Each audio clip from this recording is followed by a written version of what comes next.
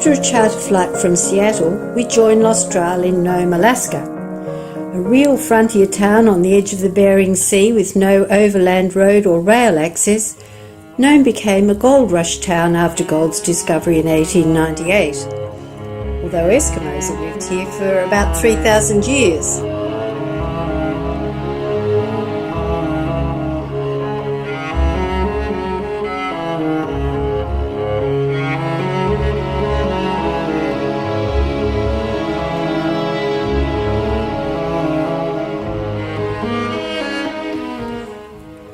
The annual 1,500-kilometre Iditarod race from Anchorage commemorates the emergency delivery of diphtheria serum by dog-sled teams to Nome in 1925.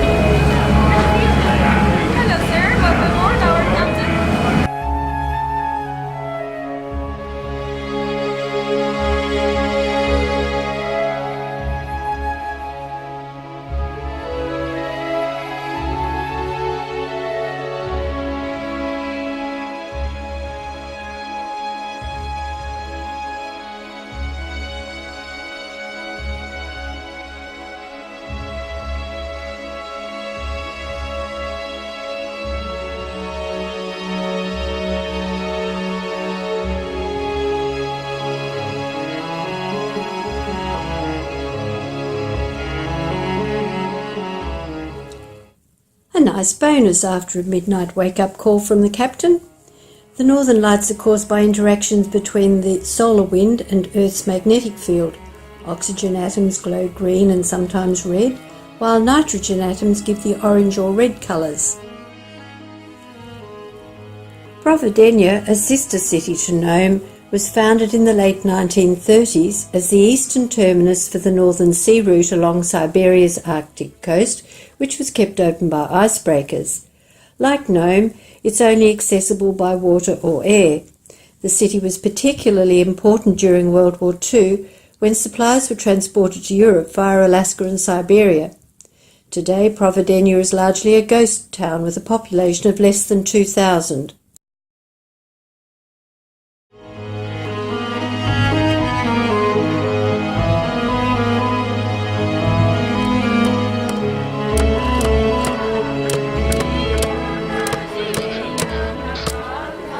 After a traditional welcome of bread and salt, we are treated to a display of the song and dance of the indigenous Chukchi people.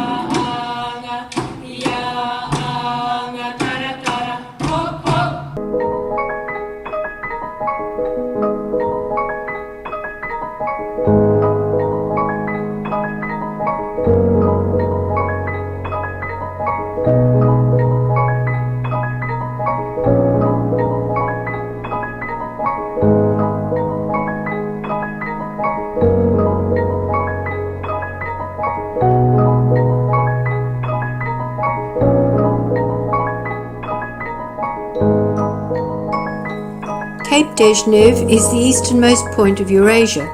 During the Ice Age, it was connected by land bridge to North America. It's named after Semen Dezhnev, who first navigated the 90-kilometre wide Bering Strait to Alaska in 1648.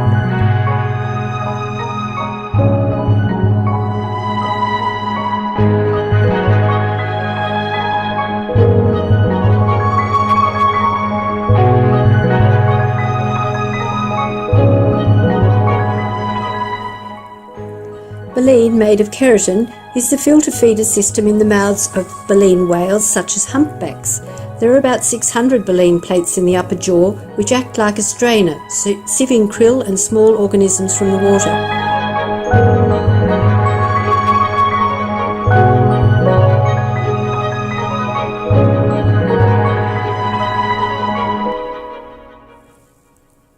The The Chukchi Eskimos of western Chukotka still traditionally hunt walrus. There are nearly 16,000 Chukchi, an ancient Arctic people, the majority living in small rural villages and also herding reindeer in the tundra. They've never been conquered by Russia. It's the first time we go there, so it's something very special. Just for your information, this island, Big Diamond, belongs to Russia, and this one, Little Diamond, belongs to Alaska. And between the two, there is a change of date. Russian Big Diomede is uninhabited, but Little Diomede, the US, has a population of about 130. Large walrus herds live in this area. They have a lot of fat for insulation and streamlining, can reach over 1,300 kilos in weight, and have skin up to 4 centimetres thick. They grow up to 4.6 metres, and both males and females grow tusks, which they use for dredging crustaceans from the seafloor.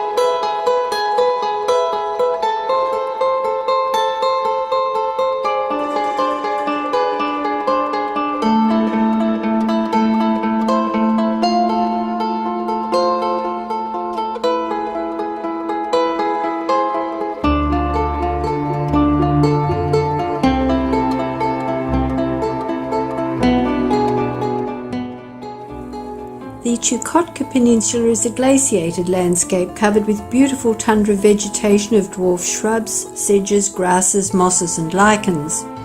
Tree growth is hindered by low temperatures and short growing seasons. During summer, the top layer of the permafrost melts, leaving the ground very soggy, resulting in the many marshes, lakes, bogs and streams.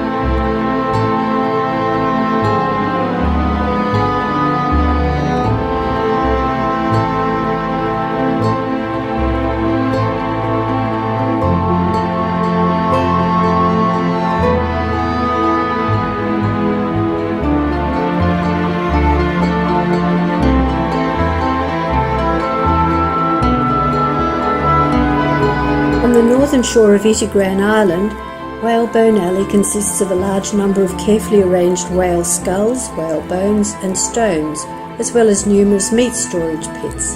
It's thought to have been possibly used as a central shrine by a number of different villages along the Chukotkan coast, or alternatively it was simply a collective centre for fencing, butchery and storage of whale meat. The island's on a major whale migration path, and the site extends about 550 metres along the shoreline. Now UNESCO listed, the site was only discovered in 1976. The name Itigran means meat pit in the Yupik language.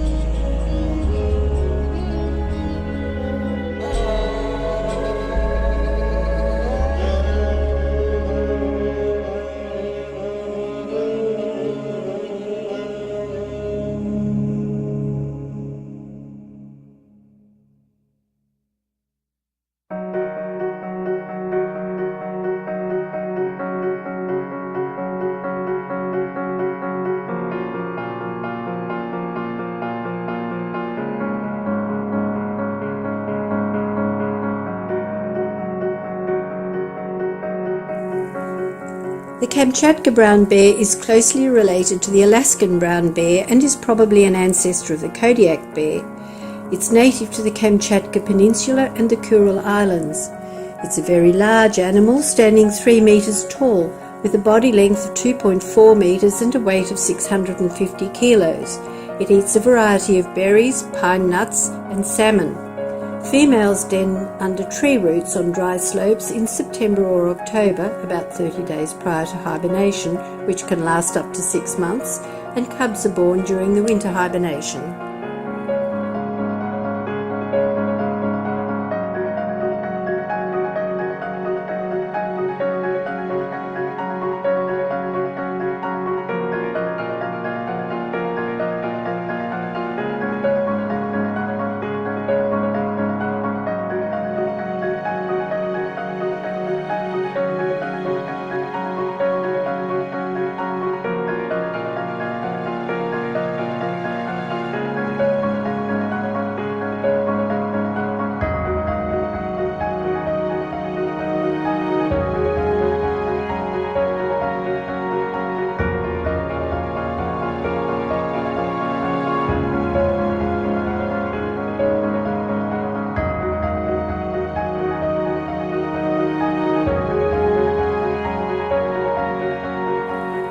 There are approximately 10 to 14,000 brown bears in Kamchatka, an average of 1 bear per square kilometre. With as many as 2,000 killed each year by hunters, they're considered to be endangered.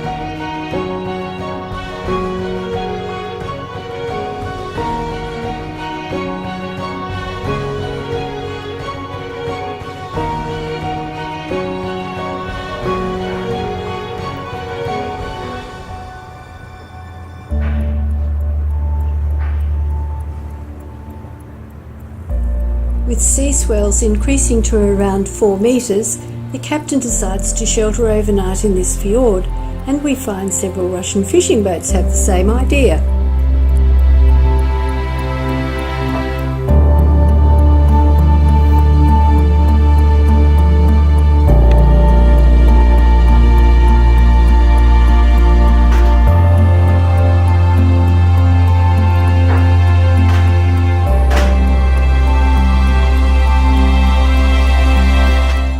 We're pleased to find the seas abating as we leave this morning.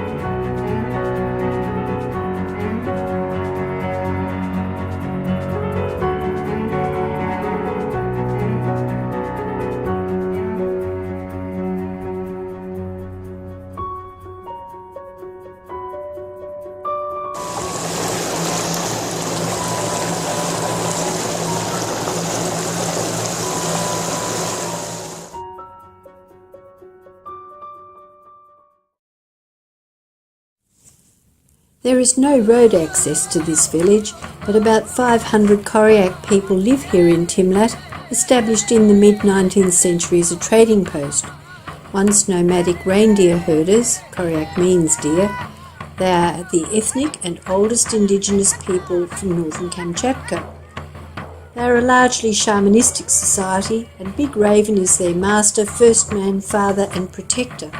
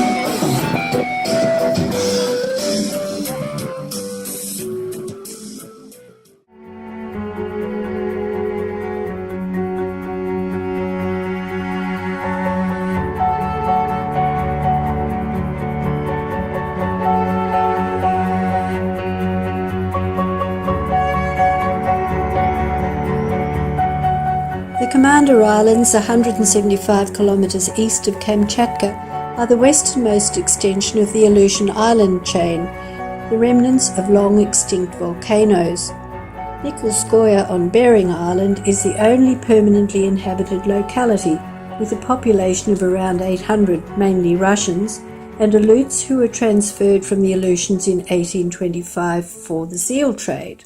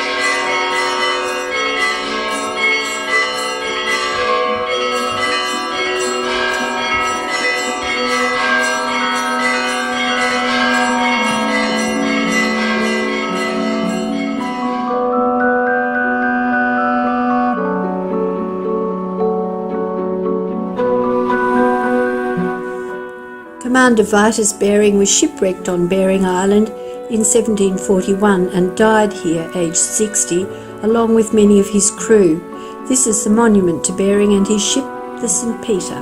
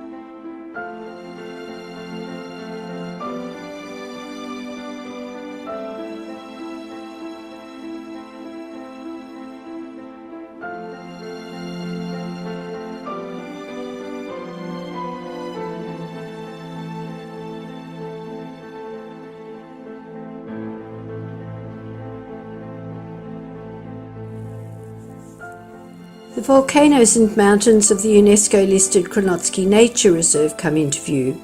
There are 26 volcanoes in the reserve and 8 of them are active.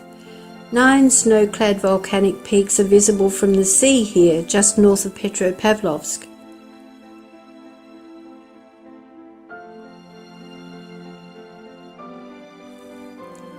The beautiful Zhupanova River is home to rare Steller sea eagles and seals and is teeming with trout and salmon, all against a backdrop of snow-capped active volcanoes.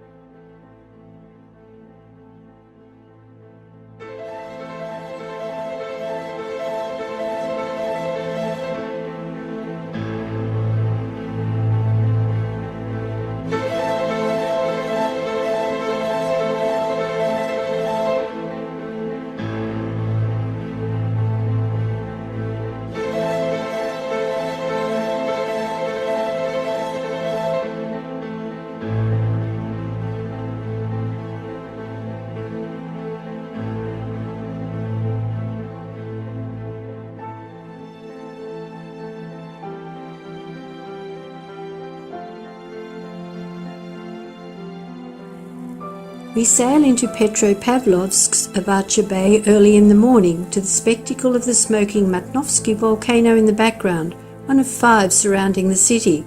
Founded by Vitus Bering in 1740, Bering named the new settlement after his ships the St. Peter and St. Paul.